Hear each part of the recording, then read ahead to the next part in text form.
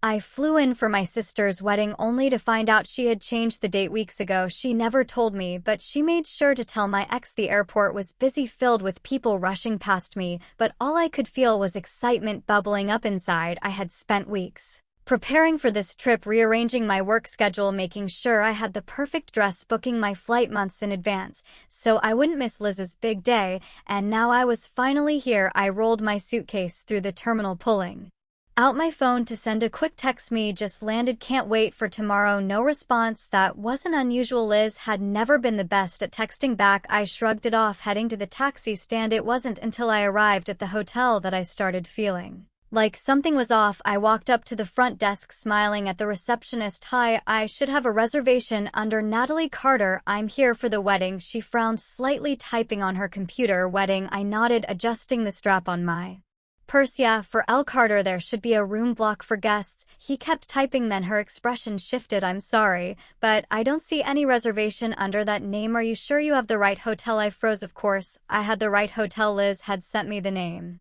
herself months ago. "Can you check again?" I asked, my voice tightening. She did. Still nothing. My stomach twisted as I pulled up my messages, scrolling back until I found the details Liz had sent me months ago. I was at the right hotel, but there was no wedding. I swallowed hard, forcing a smile. Maybe there was a mistake. "I'll check with my sister." I stepped aside and hit call on Liz's number. No answer. I tried again, straight to voicemail. A cold feeling crept up my spine. Maybe she was busy with last-minute wedding prep. Maybe she had bad service.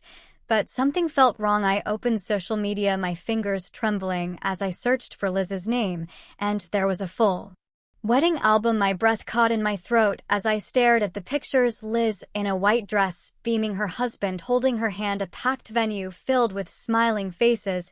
It had already happened. I scrolled frantically, my heart pounding. There was a caption under one of the pictures: "Best day of my life. So grateful for everyone who came to celebrate with us." They were filled with congratulations. I looked at the date: 3 weeks ago. I felt my knees go weak. She had changed the wedding date, and she had never told me. My ears started ringing. I kept scrolling, my chest tightening with every photo. Our parents were there, our aunts, our cousins. Everyone had been invited, everyone but me. And then, just when I thought it couldn't get worse, I saw him, my ex. There he was, in the background of a group photo, laughing like he belonged there, like he had always been part of our family, like he deserved to be at my sister's wedding more than I did. I covered my mouth, my breath coming out in shallow gasps. This wasn't a mistake. This wasn't a simple oversight. This was deliberate. Liz hadn't just forgotten to tell me. She had made sure I wasn't there, but she had made sure Ethan was, and that realization hit me harder than anything. I stood frozen in the hotel lobby, staring at my phone, my chest so tight I thought I might actually break apart. I had spent my entire life trying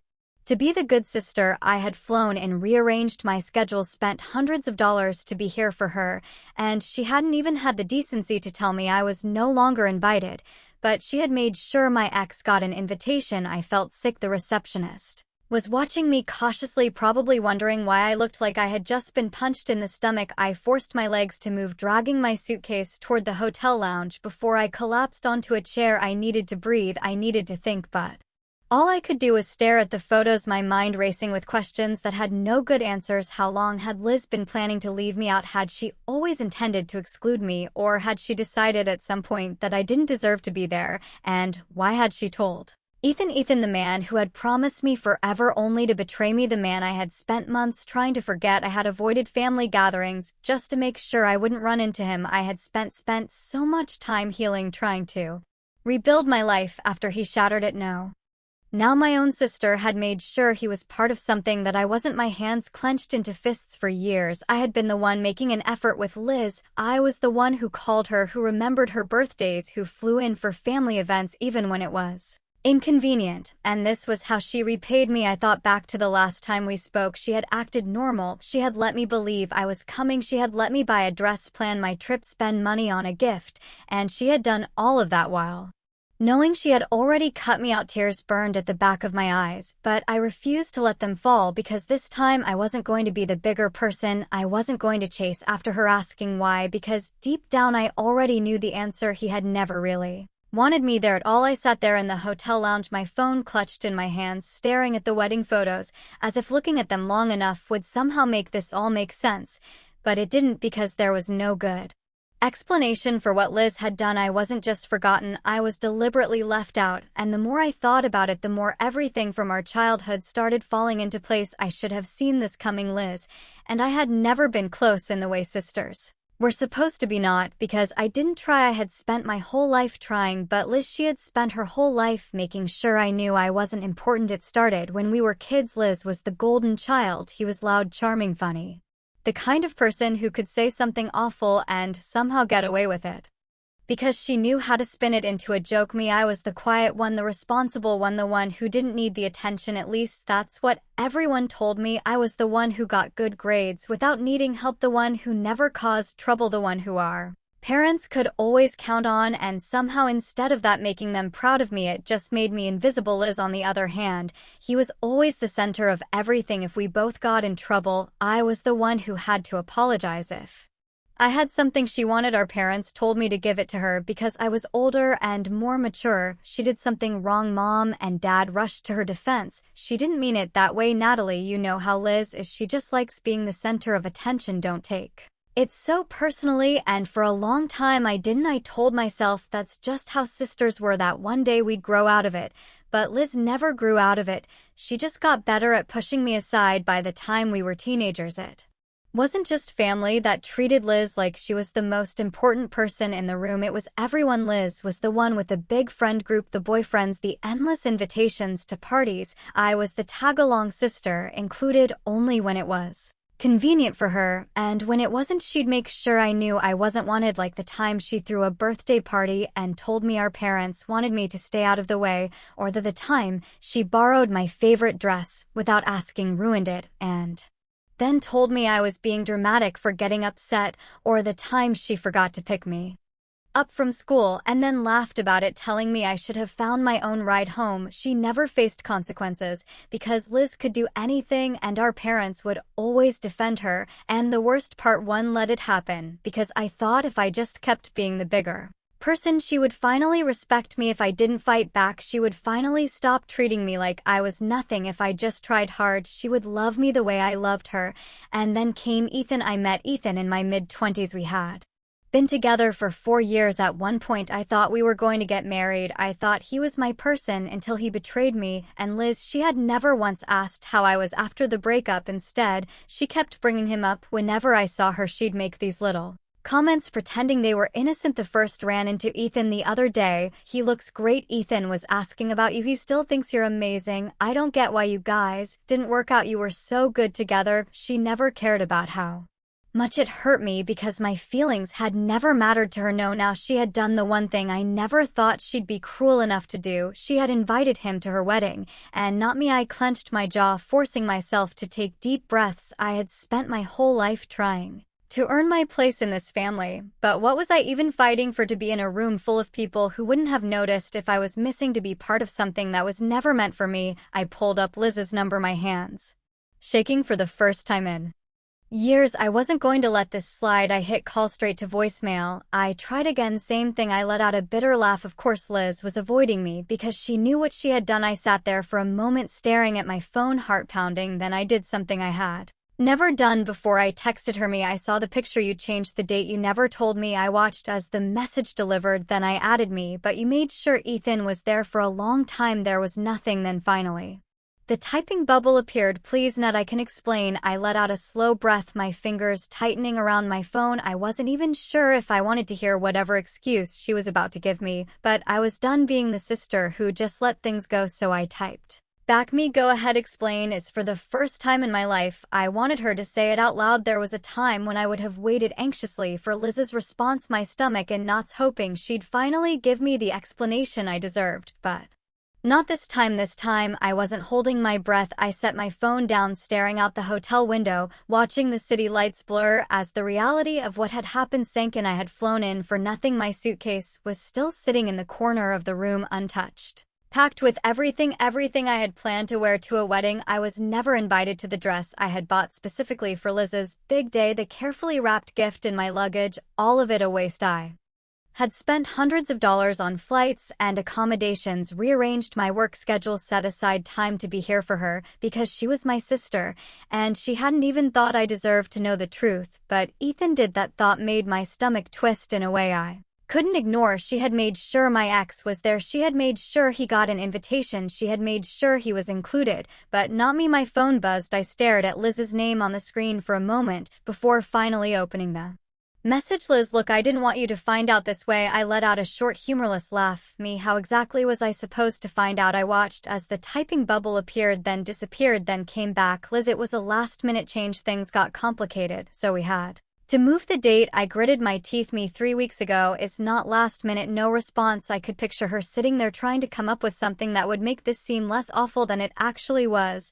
and I was done letting her twist the truth. You told Ethan, you told everyone else, but not me. While this time, she responded quickly. Liz, I didn't think you'd want to come. I froze. A sharp, hollow feeling settled in my chest. That was it. That was her excuse. Not even a fake apology, not even an attempt to make it sound better. She just didn't think I'd want to come. Like it wasn't even worth asking. Like she had made the decision for me. I clenched my jaw, my fingers trembling as I typed back, me, that's not your call to make me. You let me buy a dress, plan this trip, spend money, rearrange my entire life for this.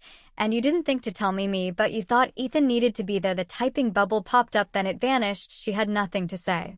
I could almost hear her voice in my head trying to justify it. It wasn't that big of a deal. You always make everything about you. Why are you so upset? It's not like we're that close. That last thought hit me hard because that was the truth, wasn't it? We weren't close. We had never been close. And no matter how much I had tried, how many birthdays I had remembered, how many times I had flown in for family holidays, how many times I had been there for her even when she didn't deserve it, she had never wanted there. Not really, not the way I had wanted her to want me. I put my phone down, exhaling shakily. I had spent my entire life making excuses for Liz, and I wasn't going to do it anymore. I picked up my suitcase, yanking the zipper open. I grabbed the dress I had bought for the wedding, ran my fingers over the fabric. It was beautiful, elegant, the kind of thing I had chosen with care, imagining how it would look in the pictures I was never meant to be in. I stuffed it back into my suitcase. I grabbed the carefully wrapped gift I had brought for Liz, the one I had spent hours picking out, because I wanted it to be perfect for her. I threw it into the trash, and as I did, something inside me shifted. I didn't feel sad. I didn't feel guilty. I felt done. For the first time in my life, I wasn't going to be the sister who kept trying. I wasn't going to be the one who forced my way into a family that didn't want me. I was leaving not just this hotel, not just this city. I was leaving them, Liz. Our parents, the years of being pushed aside, overlooked, treated like I didn't matter, because I did matter. And if they couldn't see that that was their loss, I grabbed my phone one last time, my heart pounding as I typed the final message I would ever send. Liz, me, don't bother explaining. I get it now. Me, enjoy your marriage and your perfect little life. Just don't expect me to be part of it anymore. I hit send, then I blocked her number. I booked the next flight home, and as I walked out of that hotel, leaving everything behind, I realized something. I had flown in thinking I was here for a wedding, but really I had flown in to set myself free. I didn't cry on the flight home. Thought I would. I thought I'd sit there staring out the window, letting the weight of everything crashed down on me. I thought I'd feel the sting of being excluded from my own family, of knowing that Liz had never really wanted me there, of realizing that I had spent years chasing after something that never existed. But I didn't feel sad. I felt lighter, like I had been carrying something for so long, this hope, this belief that if I just tried hard enough, Liz would love me the way I loved her, and now I had finally set it down. I got home late that night. The apartment was quiet the way I liked it. No family drama, no forced smiles, no one waiting for me to pretend that everything was fine. For the first time in days, I let out a deep breath, shaking off the exhaustion of everything that had happened, and then I did something I hadn't done in a long time. I blocked my family, not just Liz, not just her number, her social media, her endless justifications that I knew were going to come. I blocked Mom and Dad too, because I knew what was coming. I knew they'd call, acting confused, pretending this was all just a misunderstanding. Sweetheart, Liz didn't mean it like that. We don't want you two fighting over something so small. Family is more important than pride. Natalie, I wasn't going to give them the chance, because I knew the truth. They wouldn't have defended me. They never had. They would have told me to get over it, to be the bigger person, to keep playing the role I had always played, the reliable daughter, the one who never caused trouble, the one who accepted being second place, and I wasn't doing that anymore. The next morning, I woke up to silence, no calls, no messages. It was the first time in years that I had woken up without checking my phone, half expecting a request from Liz or an oblig from our parents, and it felt good. I made coffee, sat by my window watching the world outside move on, and I realized I could move on too. That afternoon, I met up with an old friend, someone I had pushed aside too many times because I had been so focused on making time for family that never appreciated it. We talked for hours, laughed about things that had nothing to do with Liz or weddings or betrayals, and for the first time in forever I felt like I was exactly where I was meant to be, not waiting for a sister who had never truly been my sister, not proving myself to a family that had never valued me, not trying to earn love that should have been unconditional, just living my life. And then a week later, something unexpected happened. I got a message from my Aunt Linda. Hey sweetheart, I just wanted to say I'm sorry. I had no idea what Liz did until I talked to your mom. It wasn't right. You didn't deserve that. I stared at the message, my heart tightening, not in pain, but in something closer to standing, because for the first time, someone in my family was acknowledging what had happened, not making excuses, not telling me to forgive and forget, just saying the truth. I sat with that for a long time before replying. "We thanks, Linda." I appreciate that, she responded almost immediately. "Aunt Linda, I don't know if you want to hear this, but Liz isn't handling it well. I think she expected you to come crawling back like always, but you didn't, and now she doesn't know what to do with herself." I let out a slow breath, a small humorless smile tugging at my lips. Of course, Liz had spent her entire life knowing that I would always come back, that no matter how she treated me, no matter what she did, I would always be there, but now she was realizing that I wasn't, and that was her problem, not mine. She made her choice. That was all I said, and I meant it. As for the first time in my life, I was choosing myself. I wasn't waiting for Liz to change. I wasn't waiting for an apology that would never come. I wasn't waiting for my family to finally see me. I saw myself, and I was done chasing people who had never once chased me back. A few months later, I booked a solo trip, something I had always wanted to do, but never had time for because I was too busy.